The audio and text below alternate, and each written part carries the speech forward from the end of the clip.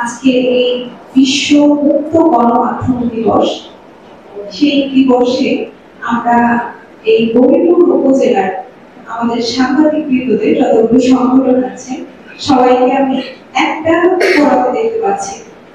এটা আমার কাছে খুবই ভালো লাগছে। আমি এই আজকের এই প্ল্যাটফর্ম থেকে আপনাদের প্রতি আহ্বান জানাবো, আপনাদের এই যে সহযোগিতা মনোভাব এবং ঐক্য, এটা যেন আপনারা সবাই মিলে একত্রে থাকেন এবং ধরে রাখেন। এটা হচ্ছে আমার চাওয়া আপনাদের প্রতি। আচ্ছা, তো মূল বক্তব্যে আসি। আজ বিশ্ব মুক্ত গণমাধ্যমে এআই প্রভাব, এটার অনেক বিশ্লেষণ আমরা শুনেছি। আমি ওইদিকে যাচ্ছি যে অনেক জ্ঞানী গুণী মানুষরা এখানে বক্তব্য দিয়েছে। গণমাধ্যম আমাদের, আমি বলি যে এটা আমাদের দর্পণ, সমাজের দর্পণ।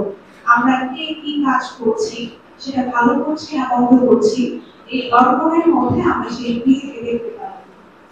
সকলের কাছে আমরা আবেদন জানাই, এই গণমাধ্যমের স্বাধীনতা চাই এবং গণমাধ্যম কর্মীদের সুরক্ষা চাই। গণমাধ্যম কর্মীরা যারা আমরা মাঠে পর্যায়ে যখন কাজ করি আমাদের নিরাপত্তা চাই এবং আমাদের যদি কোনো ভুলভ্রান্তি হয়ে থাকে আমাদেরকে সাথে কথা বলে যেত, যে কথা বলে অন্য পর্যায়ে যাওয়ার জন্য আমাদের নামে যাতে মিথ্যা মামলা না হয়, আর আমরা যাতে মিথ্যা কোনো গুজব গান না দিয়ে কোনো নিউজ না করি এবং সমাজের আমাদের যে দায়বদ্ধতা রয়েছে আমাদের এলাকা, আমরা দায়বদ্ধতা উঠতে নয়, আমাদের সমাজের অবহেলিত জনপদের এবং নির্যাতিত মানুষের পাশে যাতে আমরা সবাই মিলে এসে দাঁড়াতে পারি। আমি গরিব রাষ্ট্রের সভাপতি হিসেবে আপনাদের সকলকে আবেদন জানাই এবং এই পর্যায়ে আজকে প্রতিবাদকে সামনে রেখে আজ ৩ মে বিশ্ব মুক্ত গণমাধ্যম দিবস উপলক্ষে গৌরীপুর প্রেস ক্লাব কর্তৃক আয়োজিত গৌরীপুরে কর্মরত সকল গণমাধ্যমের কর্মীদেরকে নিয়ে আজকের যে আলোচনা সভা আয়োজন করা হয়েছে, উক্ত আলোচনা সভায় উপস্থিত সম্মানিত সভাপতি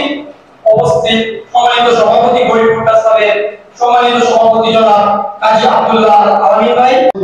কিন্তু পৌরসভা থেকে আপনি আমাদেরকে দান প্রদানের মধ্য দিয়ে আপনাদেরকে আমাদেরকে সচেতন করলে আমরা পরবর্তীতে আপনার কাছে যে ঋণটা আছে সেটা পরিশোধ করার সুযোগ পেয়ে যাই।